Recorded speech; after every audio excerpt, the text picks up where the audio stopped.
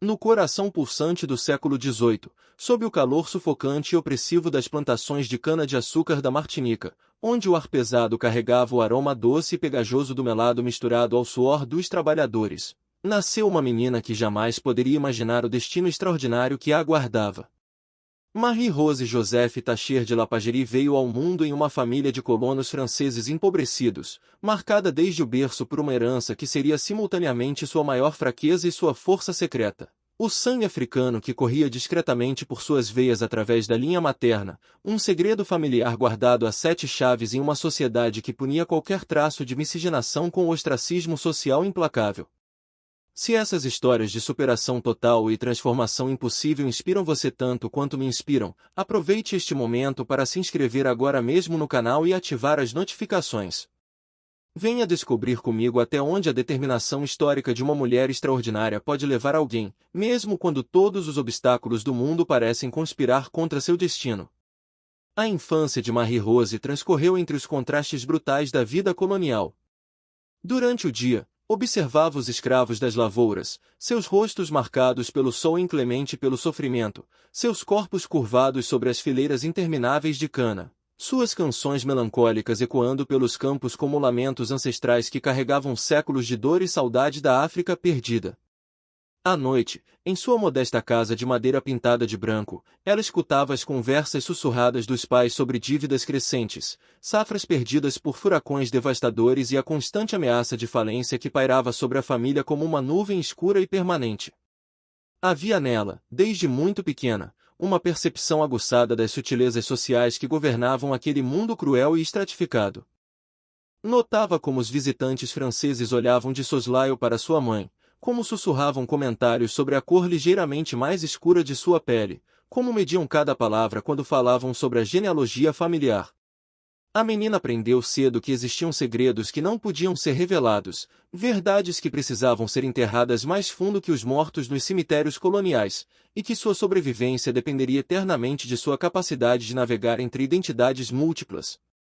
A mãe, Catherine Désirée, era uma mulher de fibra, endurecida pelas adversidades tropicais e pelas humilhações sociais constantes.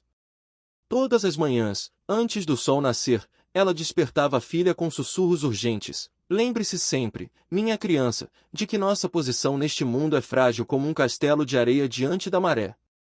Você deve aprender a ser mais francesa que os franceses, mais refinada que as damas da corte, mais inteligente que os homens que tentarão controlá-la. Sua sobrevivência depende de sua capacidade de se transformar, de se adaptar, de se reinventar quantas vezes for necessário. Essas lições maternas eram reforçadas diariamente pela observação direta da realidade colonial. Marie-Rose via como as mulheres mestiças eram tratadas com desprezo pelos homens brancos, usadas como objetos de prazer e depois descartadas sem cerimônia. Observava como as famílias de origem duvidosa eram gradualmente excluídas dos círculos sociais mais elevados, como rumores sussurrados podiam destruir reputações construídas ao longo de gerações, como a cor da pele podia determinar o destino de uma pessoa com mais certeza que qualquer outro fator. Durante as longas tardes tropicais, quando o calor tornava qualquer atividade quase impossível, ela se refugiava na pequena biblioteca da casa, devorando os poucos livros que chegavam até a Martinica trazidos por comerciantes ou missionários. Lia sobre a França distante, sobre a corte de Versalhes com suas cerimônias elaboradas e intrigas sofisticadas, sobre as damas elegantes que ditavam a moda e influenciavam a política através de seus salões refinados. Cada página alimentava seus sonhos de escape, cada descrição da vida europeia reforçava sua determinação de transcender as limitações impostas por seu nascimento. Paralelamente, desenvolvia uma sensibilidade especial para compreender as pessoas, suas motivações ocultas, seus medos e desejos inconfessáveis. Conversava longamente com as escravas da casa, ouvindo suas histórias sobre a África perdida, sobre os rituais ancestrais, sobre a força espiritual que permitia sobreviver às humilhações diárias. Dessas mulheres corajosas, aprendeu que a verdadeira liberdade não era concedida por outros, mas conquistada através da astúcia, da paciência e da recusa absoluta em aceitar a derrota como destino final. Aos 15 anos, quando os pais anunciaram que ela seria enviada à França para se casar com um jovem aristocrata necessitado de dinheiro, Marie-Rose recebeu a notícia com uma mistura complexa de terror e excitação.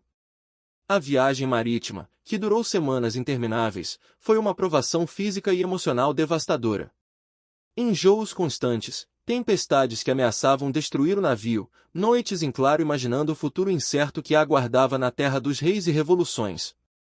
Durante essas semanas de isolamento forçado no navio, ela teve tempo para refletir profundamente sobre sua identidade e seus objetivos. Decidiu que Marie-Rose Tacher morreria simbolicamente durante a travessia atlântica, e que uma nova mulher, completamente reinventada, nasceria ao pisar em solo francês. Passou horas praticando sotaques, memorizando regras de etiqueta extraídas de manuais de comportamento, imaginando cenários sociais onde teria que demonstrar sua superioridade intelectual e cultural. A chegada à França foi um choque brutal. Paris, mesmo antes da Revolução, era uma cidade de contrastes violentos. Palácios suntuosos conviviam com becos imundos, aristocratas perfumados cruzavam com mendigos esfarrapados. Cerimônias religiosas pomposas aconteciam a poucos metros de tavernas onde prostitutas e ladrões tramavam seus próximos golpes. Para uma jovem criada na relativa simplicidade colonial, a complexidade da vida metropolitana era simultaneamente fascinante e aterrorizante. O primeiro encontro com Alexandre de Beauharnais foi desastroso. Ele, jovem oficial de 23 anos, bonito mas arrogante, avaliou-a com o olhar frio de quem examina um cavalo no mercado. Suas primeiras palavras foram uma crítica cruel ao seu vestido colonial, considerado antiquado e provinciano pelos padrões parisienses. Durante o jantar de apresentação, ele a corrigiu publicamente várias vezes, humilhando-a diante dos familiares e amigos que assistiam à cena com uma mistura de divertimento e constrangimento. Mas Marie-Rose, agora apresentada como Joséphine, não se deixou quebrar por essas humilhações iniciais. Ao contrário, cada insulto alimentava sua determinação de provar que era digna daquele mundo sofisticado. Passou a observar obsessivamente as damas da alta sociedade, como caminhavam, como gesticulavam, como modulavam a voz para parecer simultaneamente autoritárias e femininas, como usavam o silêncio estratégico para criar mistério e interesse. O casamento, celebrado em dezembro de 1779, foi uma cerimônia fria e protocolar. Alexandre estava claramente desinteressado, cumprindo uma obrigação familiar para resolver problemas financeiros. Joséphine, vestida com um traje emprestado e cercada por parentes desconhecidos, sentiu-se como uma estranha em sua própria festa de casamento. A lua de mel foi uma sucessão de constrangimentos. Ele criticava constantemente seus modos, zombava de seu sotaque colonial, comparava-a desfavoravelmente com suas antigas amantes parisienses. Os primeiros anos de casamento foram um período de aprendizado intensivo e doloroso. Joséphine frequentava teatros, salões literários e reuniões políticas, sempre observando, sempre aprendendo, gradualmente absorvendo os códigos sofisticados da alta sociedade francesa. Lia vorazmente, filosofia, literatura, tratados políticos, expandindo seus conhecimentos para poder participar das conversas intelectuais que dominavam os círculos aristocráticos. Simultaneamente, enfrentava a hostilidade velada das outras mulheres, que percebiam instintivamente sua origem colonial e a tratavam com condescendência mal disfarçada. Comentários aparentemente inocentes sobre sua pele interessantemente bronzeada ou seus cabelos exoticamente crespos eram golpes diretos em sua autoestima, lembretes constantes de que ela nunca seria completamente aceita naquele mundo de brancos privilegiados. A maternidade trouxe algum alívio temporário às tensões conjugais. O nascimento de Eugênie, em 1781, e depois de Hortense, em 1783, deu-lhe um propósito renovado e uma posição mais sólida na família Beauharnais. Como mãe, ela podia finalmente exercer algum poder real, moldando a educação dos filhos segundo suas próprias convicções e valores. Decidiu que eles cresceriam conhecendo suas origens coloniais sem se envergonhar delas, mas também dominando completamente os códigos aristocráticos europeus. Paralelamente, Alexandre se tornava cada vez mais envolvido com as ideias revolucionárias que fermentavam nos salões parisienses. Joséphine acompanhava essas discussões com interesse crescente, percebendo que mudanças políticas radicais poderiam representar oportunidades inéditas para pessoas como ela, que não pertenciam completamente à ordem aristocrática tradicional. Enquanto Alexandre sonhava com reformas constitucionais, ela vislumbrava a possibilidade de uma reorganização social que valorizasse mais o mérito que o nascimento. Quando a Revolução finalmente explodiu, em 1789, Joséphine inicialmente sentiu uma mistura de esperança e terror. As ruas de Paris se encheram de multidões enfurecidas que gritavam por justiça e igualdade, mas também por sangue aristocrático. Alexandre, entusiasmado com os ventos democráticos, aderiu rapidamente aos revolucionários, acreditando ingenuamente que sua conversão ideológica o protegeria da guilhotina que começava a funcionar incessantemente na Place de la Révolution.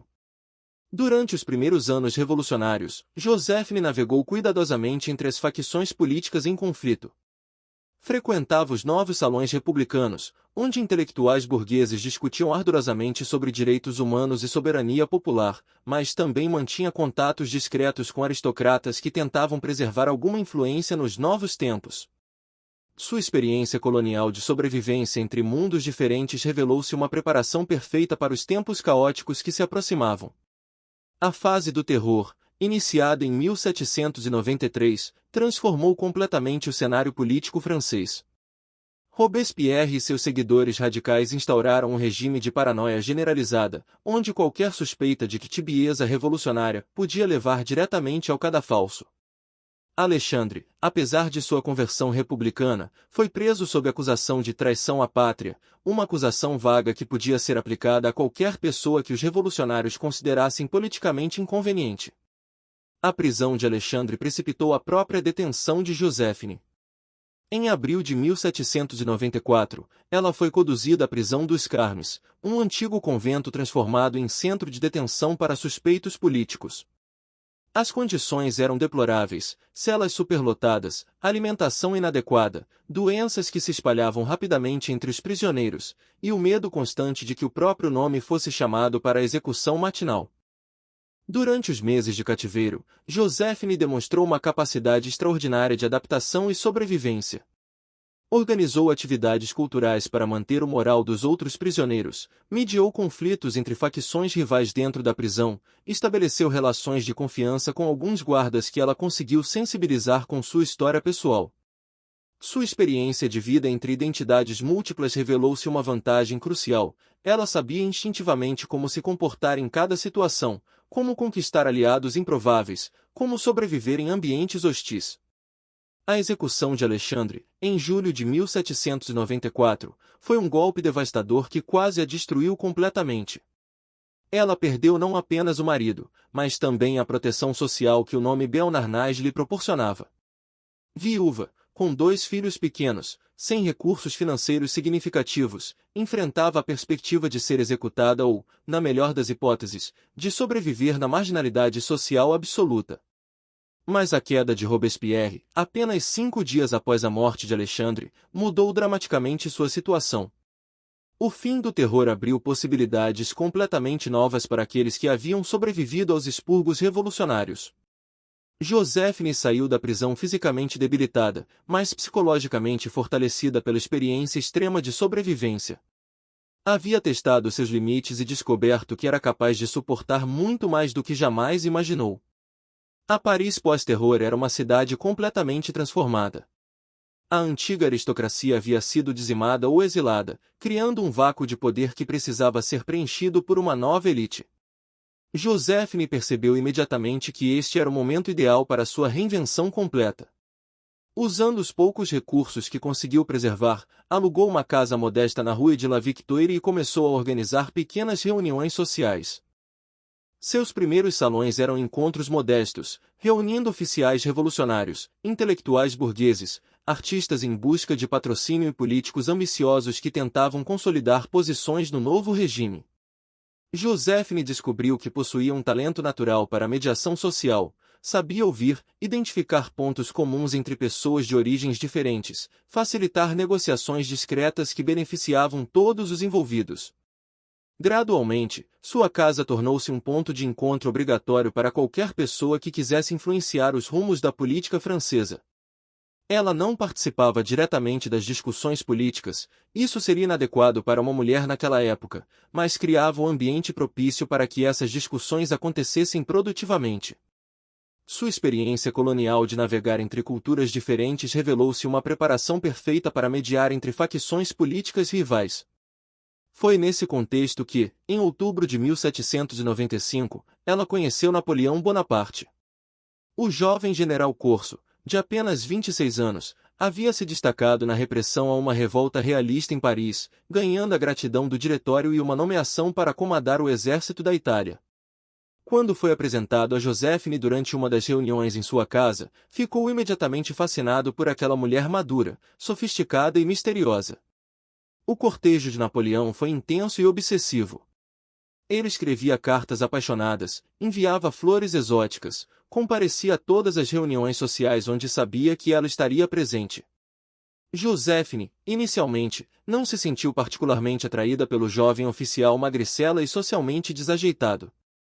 Mas sua intuição política a alertava para algo extraordinário naquele homem, uma combinação rara de inteligência estratégica, ambição ilimitada e carisma pessoal que poderia levá-lo muito longe na hierarquia do poder.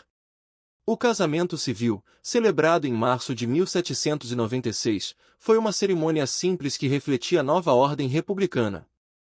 Napoleão mentiu sobre sua idade para parecer mais velho, Joséphine mentiu sobre a sua para parecer mais nova. Ambos compreendiam que aquela união era, fundamentalmente, uma aliança estratégica que beneficiava os dois. Ele ganhava acesso aos círculos sociais e políticos que ela havia pacientemente cultivado, ela adquiria a proteção de um homem claramente destinado ao poder. A lua de mel durou apenas 2 dias. Napoleão partiu para assumir o comando do exército da Itália, iniciando a série de campanhas militares que o tornariam famoso em toda a Europa. Durante sua ausência, que se prolongou por mais de um ano, Joséphine consolidou sua posição na sociedade parisiense, atuando como uma espécie de embaixador informal de seu marido junto aos círculos políticos da capital. As cartas que Napoleão enviava do fronte italiano eram documentos extraordinários de paixão obsessiva. Ele escrevia diariamente, às vezes várias vezes por dia, declarações de amor que misturavam romantismo adolescente com possessividade alarmante.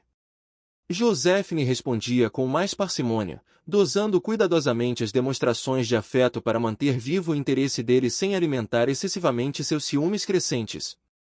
Durante esse período de separação, ela iniciou um relacionamento discreto com Hippolyte Charles, um jovem oficial charmoso e elegante que representava tudo o que Napoleão não era: refinado, bem educado, integrado na alta sociedade parisiense. O affaire não era apenas uma questão sentimental, mas também uma forma de preservar sua independência emocional numa época em que as mulheres casadas eram legalmente propriedade de seus maridos. O retorno de Napoleão, em dezembro de 1797, foi marcado por cenas dramáticas de ciúme e reconciliação. Ele havia descoberto indícios do relacionamento extraconjugal através de cartas interceptadas e relatórios de espiões. A confrontação foi explosiva, mas Joséphine demonstrou uma maestria psicológica extraordinária, conseguindo reverter completamente a situação. Em vez de negar ou se humilhar, ela atacou, acusando-o de negligência emocional e destacando sua própria importância para a carreira política dele. O resultado dessa crise conjugal foi paradoxal: Napoleão emergiu ainda mais apaixonado e dependente, enquanto Joséphine consolidou sua posição como parceira indispensável, não apenas esposa submissa.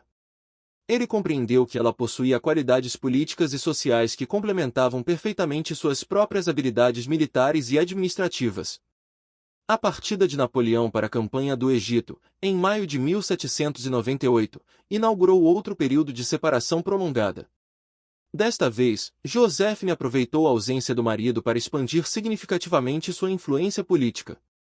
Organizou festas luxuosas, estabeleceu alianças com banqueiros influentes, mediou conflitos entre generais rivais, sempre se posicionando como a representante natural dos interesses de Bonaparte junto ao establishment parisiense.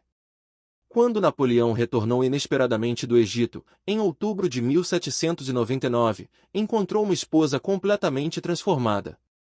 Joséphine havia se tornado uma figura política por direito próprio, respeitada e temida pelos líderes do diretório, cortejada por diplomatas estrangeiros, consultada sobre questões que iam muito além dos assuntos domésticos tradicionalmente reservados às mulheres.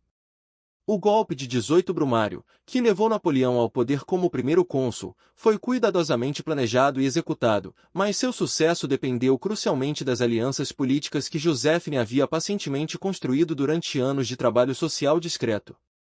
Generais, Políticos e financistas que poderiam ter se oposto ao golpe foram neutralizados através da rede de influência que ela controlava com maestria silenciosa. Como esposa do primeiro cônsul, Joséphine assumiu um papel que não tinha precedentes na história francesa.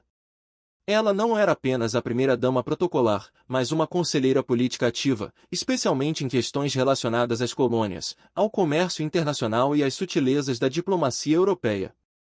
Sua experiência colonial e sua sensibilidade para questões raciais a tornavam uma voz única no governo consular. A transformação da República em Império, culminando com a coroação de dezembro de 1804, representou o apogeu da extraordinária jornada de Joséphine. Quando o Papa Pio VII colocou a coroa imperial em sua cabeça, na Catedral de Notre-Dame, a menina mestiça nascida nas plantações da Martinica alcançou o pináculo absoluto do poder europeu. Era uma vitória pessoal que desafiava todas as convenções sociais, raciais e de gênero da época. Como imperatriz dos franceses, ela desenvolveu um estilo de liderança feminina completamente original. Não tentava competir diretamente com Napoleão no terreno tradicionalmente masculino da guerra e da administração, mas criou esferas de influência especificamente femininas: a moda, as artes, a educação, a beneficência.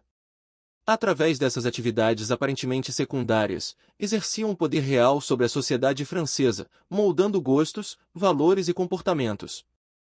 Suas festas na corte imperial eram eventos políticos sofisticados, onde diplomatas estrangeiros negociavam tratados informalmente, onde generais rivais eram reconciliados através da mediação imperial, onde artistas e intelectuais apresentavam projetos que influenciariam a cultura francesa por gerações.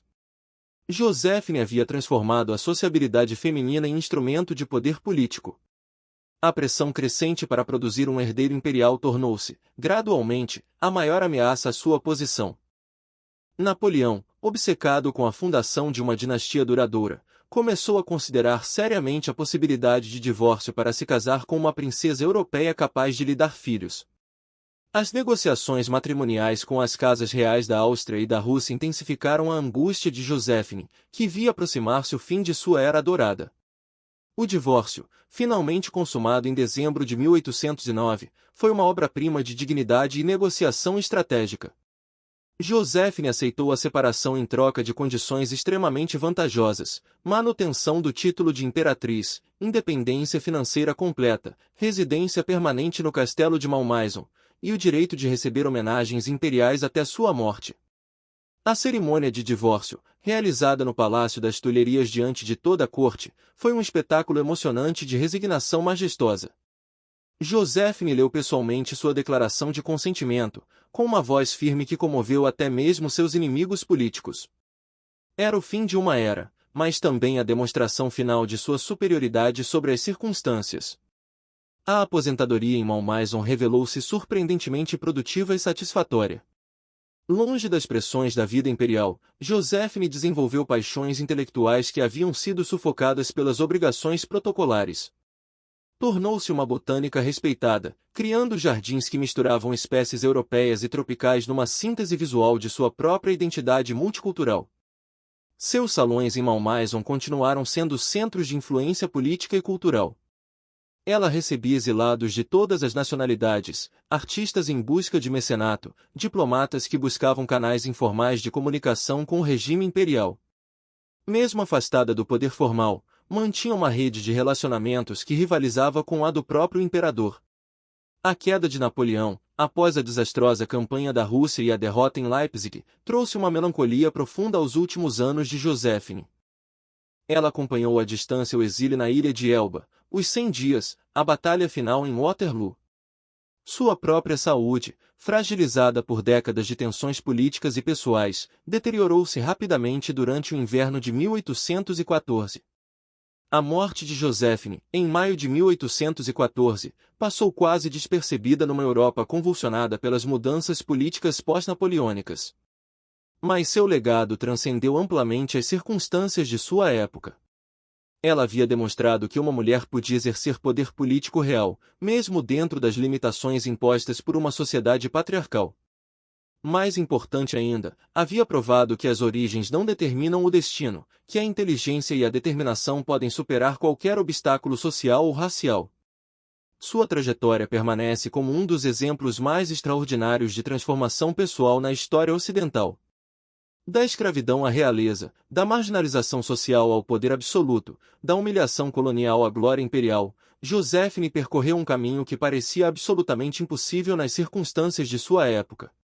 Hoje, mais de 2 séculos depois, sua história continua inspirando todos aqueles que enfrentam barreiras aparentemente intransponíveis. Ela nos ensina que a verdadeira liberdade não é concedida por outros, mas conquistada através da coragem de se reinventar constantemente, da recusa em aceitar limitações impostas por terceiros, e da determinação inabalável de transformar cada obstáculo em oportunidade de crescimento. A Imperatriz Joséphine permanece viva como símbolo eterno de que nenhuma história está definitivamente escrita, de que as circunstâncias podem ser transformadas pela força da vontade humana, e de que o poder verdadeiro reside não nos títulos ou nas coroas, mas na capacidade infinita de evolução e superação que define o melhor da experiência humana.